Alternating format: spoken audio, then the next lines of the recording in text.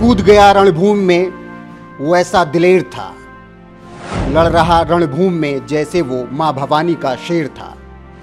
खुद लड़ा था वो रावणा राजपूत सरदार की तरह। टूट पड़ा दुश्मन पर मौत का अवतार बनकर। शहीद होकर उसने बढ़ा दिया हिंद देश की शान।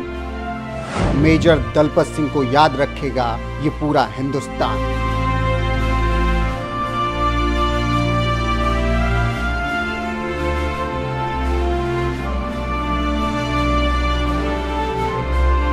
नमस्कार, मैं हूं आपके साथ रोहित।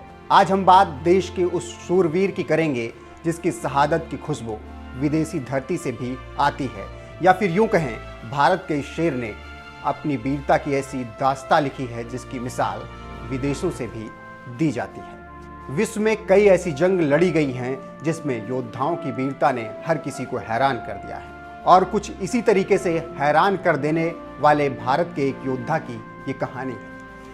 आप उनकी वीरता का अंदाजा इस बात से ही लगा सकते हैं कि आज भी इजराइल की किताबों में उनके बारे में बच्चों को पढ़ाया जाता है। भारत का वो शूरवीर कोई और नहीं बल्कि मेजर दलपत सिंह शेखावत हैं। मारवाड़ के रणबांकुरे मेजर दलपत सिंह शेखावत ने ऐसी जंग लड़ी थी जिसने जंग के न केवल तत्कालीन परिणाम बदल कर रख दिए थे, बल्कि इजराइल, ब्रिटेन और भारत को सामूहिक रूप से गौरवान्वित होने का मौका दिया था।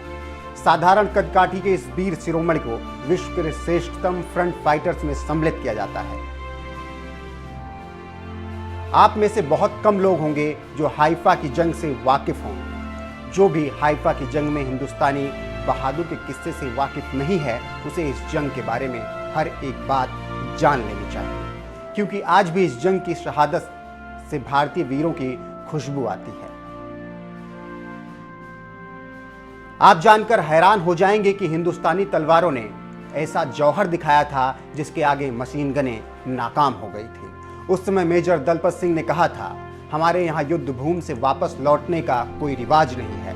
हम रणबांकुरे जो रणभूमि में उतरने के बाद या तो जीत हासिल करते हैं या फिर वीरगति को प्राप्त हो जाते हैं। पहले आप यहाँ जान लीजिए कि हाइफा इजराइल का एक शहर है। हाइफा को तुर्कों से मुक्त कराने के लिए 23 सितंबर 1918 में जंग लड़ी गई। बता दें कि ब्रिटिश भारत की इस सेना की कमान मेजर दलपत सिंह शेखावत के पास थी, लेकिन ये युद्ध इतना आसान नहीं था। मेजर ने जब देखा कि दुश्मन काफी मजबूत स्थिति में सामने खड़ा है और उसके पास तोपों की संख्या भी काफी ज्यादा है, तब भी उनके चेहरे पर चिंता की कोई लकीर नजर नहीं आ रही थी। दुश्मन की तोप आग उगल रही थी और इधर मेजर दलपत सिंह शेखावत 600 घुड़सवारों की पलटन का नेतृत्व कर रहे थे। उस समय दलपत सिंह के दिमाग में बस एक ही बात चल रही थी, किस तरीके से दुश्मन के हाथों से हाइफा को आजाद कराया जाए। फिर क्या था, 600 घुड़सवारों ने अपने हाथों में भाले और तलवार थामकर शत्रुओं पर प्रहार करना शुरू कर दिया। तोपों से शोले निकल रहे थे, लेकिन हिंदुस्तानी शेरों की तलवार शत्रुओं पर भारी पड़ रही थी। इस युद्ध में दलपत सिंह का पूरा परिवार लहूलुहान हो गया था, लेकिन ये हिंदुस्तानी वीर कहाँ मानने वाले थे। मेजर और उनके घुड़सवारों के आगे तोप का गोला बरसाने वाले शत्रु ज्यादा समय तक टिक नहीं पाए। इस अद्भुत, हैरत अंगेज और दिल को दहला देने वाली जंग में मानो काल नृत्य कर रहा था। चारों तरफ बारूद की गंध पसरी हुई थी और इस युद्ध में रक्त रंजित शवों से निकलते रक्त की नदी ने मिलकर रणभूमि को लहूलुहान कर दिया था। मेजर और उनके साथियों ने मोर्चा फतह कर लिया था। दुश्मन नेस्तनाबूद हो चुका था। तोपों के मुंह खामोश हो गए थे। मेजर के साथियों ने विजय पताका फहरा दी थी। जर्मन और तुर्क कैदियों पर भारतीय सैनिकों ने कब्जा कर लिया था। इन कैदियों की संख्या 1350 थी। इनमें 2 जर्मन अधिकारी, 35 ओटोमन अधिकारी, 17 तोपखाने, बंदूकें और 11 मशीन गन भी शामिल थे। युद्ध में 8 सैनिक मारे गए और 34 घायल हुए थे। 60 घोड़े मारे गए और 83 घोड़े घायल हुए थे। हाइफा भारतीय कब्रिस्तान में शहीद हुए 49 सैनिकों की कब्र है।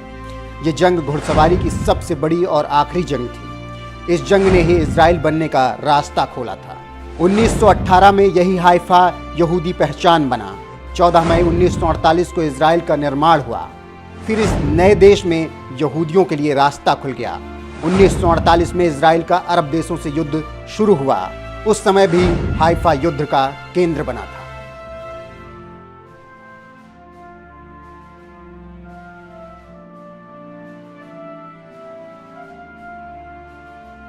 वहीं मेजर दलपत सिंह शेखावत को लेकर विशेषज्ञ कहते हैं कि इजराइल के किताबों में ये पढ़ाया जाता है कि दलपत हीरो ऑफ हाइफा हैं, क्योंकि उन्होंने असंभव को संभव करके दिखाया था।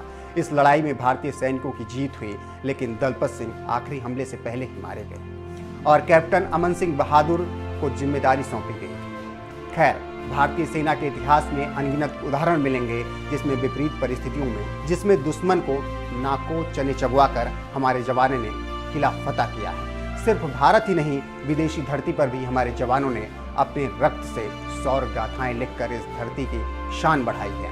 हमारी टीम मेजर दलपत सिंह शेखावत जैसे योद्धा को नमन करती है।